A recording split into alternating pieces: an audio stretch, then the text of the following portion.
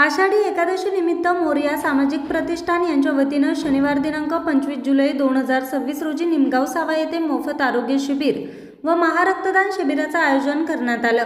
या उपक्रमासोबत वन्यजीव निसर्ग संवर्धन रेस्क्यू टीम संस्था जुन्नर यांच्या माध्यमातून सर्प जनजागृती व मानव बिबट सहजीवनाबाबत विशेष जनजागृती कार्यक्रम आयोजित करण्यात आला।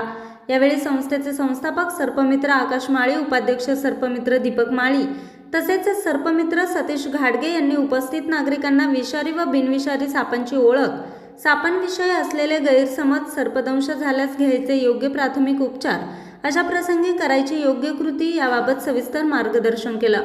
तसेच बिबट्या प्रवण क्षेत्रात राहणाऱ्या नागरिकांनी कोणती खबरदारी घ्यावी, वन्यजीवांशी संघर्ष टाळण्यासाठी कोणते उपाय करावेत, मानव बिबट यांच्यात सुरक्षित सहजीवन कसं राखता येईल याविषयी संस्थापक आकाश माळी यांनी उपस्थितांना मार्गदर्शन करून जनजागृती केली।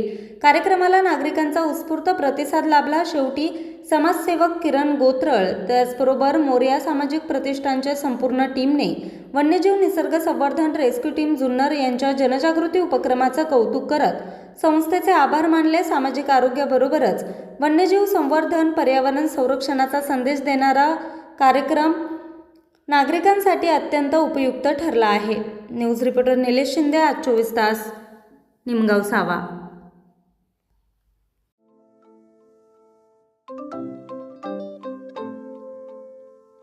नवनवीन आणि ताज्या घडामोडींसाठी आज 24 तास सबस्क्राईब करा।